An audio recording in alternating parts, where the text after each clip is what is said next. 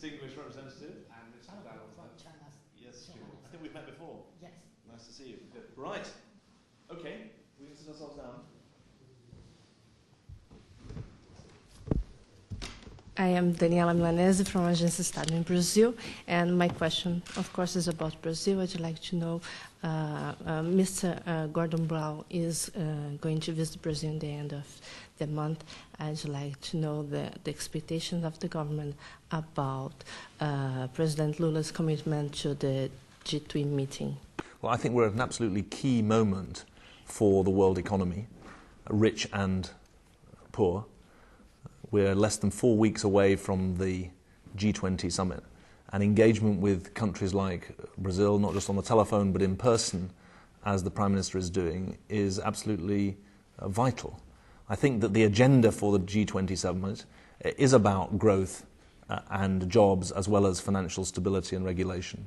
We have to do the business that is left over from the Washington summit in terms of regulation of financial markets, but we have to do more. We have to make sure that we rebalance the global economy to deliver for poorer countries, including through increased trade, including through protecting development budgets, and also through ensuring that we build a sustainable recovery, a low-carbon recovery. And I think that the Prime Minister's discussions with all the leaders that he's invited are going to be an important part of that process.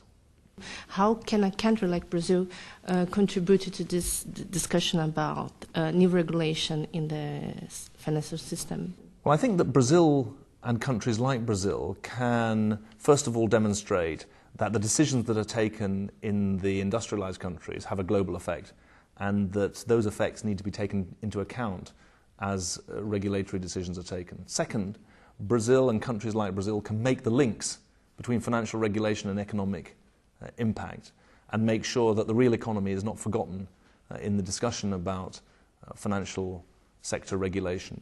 Thirdly, I think countries like Brazil can make sure that the billions of people in the world who are dependent on decisions at the G20 summit are properly represented. And in that sense, the participation of countries like Brazil is an important symbol of a commitment to what I would call an inclusive global settlement on the economic front. Alexander Smotrov from Russian news agency RIA Novosti. Foreign Secretary, Russian president has made it clear that Russia doesn't want the London summit to be another talking shop, and they want real conclusions and documents coming out from this summit. So how likely these concrete steps can be made after the London summit and documents signed? The British government is very pleased with the comments of President Medvedev and his commitment to real outcomes, not just to more talking. Around the world, I think everyone now recognizes that no one is insulated from this economic crisis. It's not a Western crisis, it's a global crisis with economic effects that are profound. And I think the commitment of the Russian government to real action and to contribute to real action is very welcome. The first part of that must be the outstanding issues of financial regulation that were left over from the Washington summit. 47 issues were raised at the Washington summit where there needed to be practical reform. But I think since the Washington summit, the Prime Minister has led a process to show that there are links from the financial economy to the real economy. And that's why the summit is not just about stability, it's also about growth and it's about jobs. Because in all of our countries, it's growth and jobs are the ultimate test of economic policy. And so I think on macroeconomic coordination, on trade openness, on reform of financial institutions, on the promotion of development, sustainable development, I think there are practical things that we can do, and that's certainly the agenda that we're trying to develop for the summit. My second question is about Eastern European countries and Ukraine, which were worst affected by this crisis, in Europe at least. So the G20 has a quite wide representation, but they not include all these countries. So how you make sure their voice and concerns are heard in London? I think it's really important that the 20 leaders who gather in London on the 2nd of April recognise that they're speaking not just for their own countries, but they're speaking for the ability of the world to come up with global solutions that are in the interests of all. I think that the economic crisis has made very clear that while politics is still national, economics is global. And this G20 summit is a significant attempt to create a global political conversation about economic management. And so I think that for countries who feel that their leader isn't there because they're not one of the 20 biggest economies, it's very important that the commitments of the leaders who are there speak for all the people of the world, not just some of them. Obviously, for Europeans, we are concerned about the situation east of Europe's borders, and we think it's very important that through measures like the Eastern Partnership, which the European Union is developing, they help to promote political but also economic stability in countries on its eastern border. I'm H.S. Rao from Press Trust of India. We are meeting in the background of the terrorist attack in Lahore against the Sri Lankan team. Terrorism is a global issue, and G20 meeting here is bound to confront this issue and how the leaders are going to find a reasonable solution to it, to tackle terrorism. Well, I think you're right to say that without security, there cannot be economic growth. You could equally say without the rule of law, there cannot be economic growth. We do meet in the shadow of the terrible events in Pakistan. Yesterday, the attack on the Sri Lankan team, and we send our deepest condolences to those families who've suffered bereavement or injury as a result of these attacks, as we continue to show our solidarity with the people of India who suffered the terrible Mumbai attacks. The immediate priority is to support the investigations by the Pakistan government to bring people to justice, and that needs to be done urgently. We also have responsibilities as individual countries to improve our sharing of information and our work together against international terrorism. I think that the focus of the summit will be economic, but we certainly need, through other fora, including the G8+5, to make sure that the world works better together on this very important global issue. One of the major issues that is facing the globe today is the environmental degradation, or what you call the global warming and all. How G20 is going to tackle this issue, because environmental issues did not get so far the importance it deserved. I think we've got to see climate change as an economic issue, not just an environmental issue. The dependence of the world on high carbon sources of energy is what led to oil prices being $147 a barrel last year, and that caused big problems for rich countries and poor countries alike. That's why the Prime Minister has insisted that to have a sustainable recovery from economic depression or recession, economic downturn, that we are clear that we need a low-carbon recovery.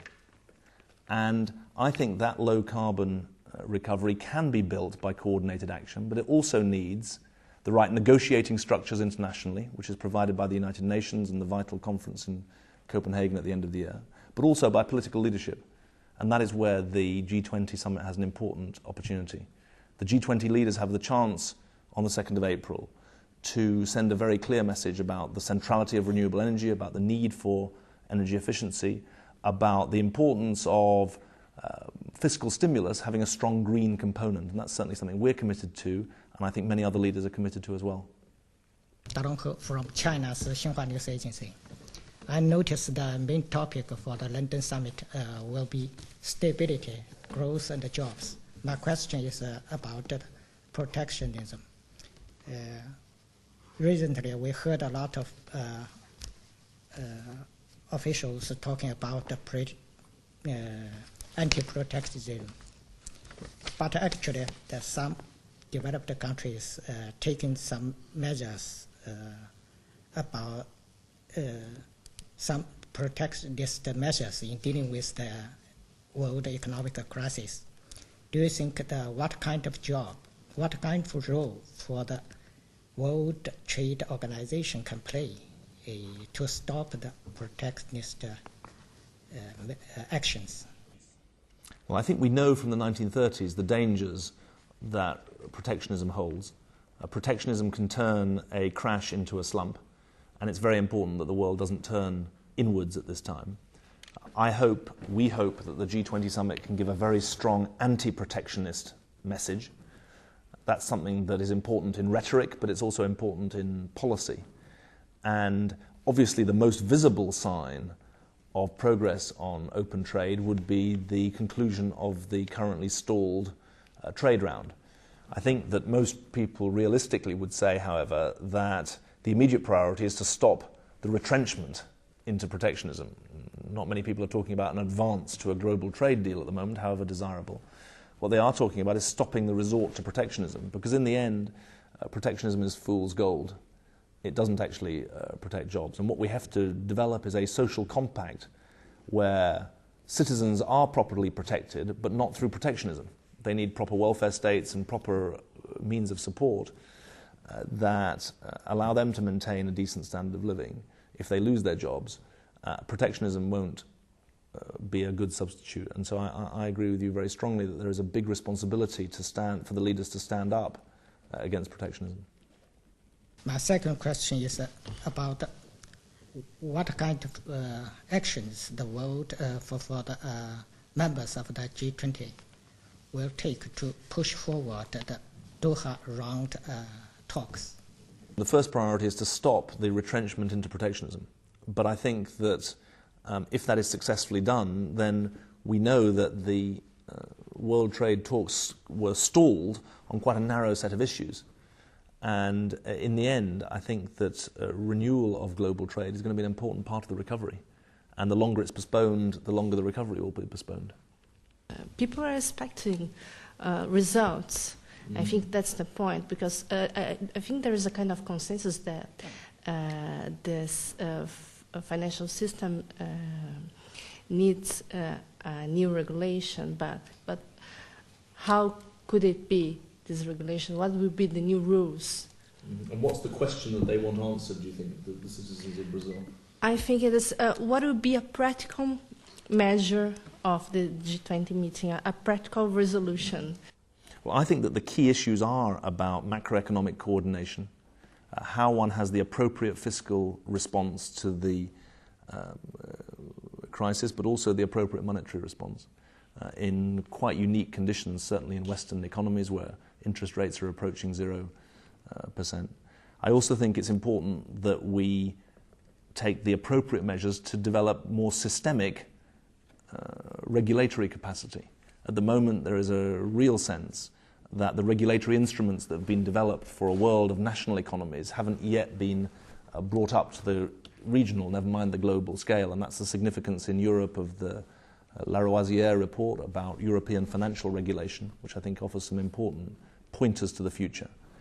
But obviously it's important in an integrated global economy that national and regional regulatory structures and systems have the ability to lock in around the globe. And there needs to be a proper alignment from one side of the world to the other. And I think it's in that sense that this summit is an opportunity to rebalance the global economy in pretty fundamental ways, not just between North and South with the development agenda, but also rebalance it in regulatory and economic terms. And in Russia, as I said before, people and the politicians are wondering about the results as well, and also about how the CIS countries' voice can be represented through Russia maybe or through other countries. And also the public is wondering if there are any further G20 summits in the course of this year, or what kind of relay, like from Washington to London, now from London to where and when? I think that follow-up is going to be a very important issue. After all, a day of activity, even as the conclusion to 6 months of preparatory work, is never the end of the story. There will inevitably be further work that is required. And one of the things that needs to be worked on in the run-up to the G20 summit is how the agenda is carried forward. This is a vital meeting, but it needs to be followed through, not just in terms of implementation of the decisions that have been taken, but also the taking forward of the global debate. Some of that will take place in existing structures, for example, the United Nations Framework Convention on Climate Change. But in other areas, there's going to need to be really effective and determined cooperation to build new structures that promote the sort of debate that's going to be needed. And that's something where I think many countries have a real sense that we have an opportunity for some fresh thinking. In the midst of the election, the G20 meeting is going to be very important for the people because they expect a lot on how the global leaders they are going to tackle the economic downturn, which is, though it has not affected India to the extent it has affected the West, but it is biting because of the export is on the decline, because normally the export is either to Europe, America or UK. So that is why there is a lot of expectation as regards how the G20 leaders are going to tackle the issue of global downturn. Well, I think that the presence of countries like India around the G20 table is very significant, not just because of the economic expertise of the Indian leaders, but also the economic needs of the country, and also the economic contribution of the country, because India is a country that has developed remarkable economic strength in the last 20 to 30 years, but it also has substantial poverty that still needs to be tackled. And India is the home of some of the great innovations in the world economy, but it's also the home of some of the great needs in the world economy. And so I think that India's demand that the needs be taken seriously is absolutely right. I think that the commitment to development that is now an important challenge for the world leaders is one that is well put. And I hope that the way that the agenda for the summit has been developed will allow for those concerns to be properly reflected around the G20 table. As you know, in China, the People's Congress is going on. So the main topic for the Congress is also to stabilize growth, to create jobs, and promote the social stability. So most of the Chinese people hope the London summit will be a success. So what kind of work for your government to protect, to push the summit to success? Well, I think that one thing I would like to highlight for all of the countries who are represented around this table is the importance of the G20 outreach process. There is a very significant work going on, not just at governmental level. Economists are being engaged, academics, but also citizens more generally, including through the G20 website, londonsummit.gov.uk. And I hope that the G20 summit is the chance for it to start a different kind of global conversation about how international politics can respond to the challenges that are being developed by the international economy. I think that Chinese commitment that was very evident in the visit of Premier Wen and his team, who came to London at the beginning of February for a discussion which covered many issues but went into some detail on the economic front, is very, very important indeed. And the fact that countries like China and India and Russia and Brazil are full partners in this debate about the future of the global economy is itself, I think, that's something that's very significant. Because what it says is that Western leaders no longer believe that they can solve the problems of the world economy on their own. And I think that is both true, but it's also important. And I hope the message goes out, therefore, that there is a new balance in the political conversation. I think that's very important.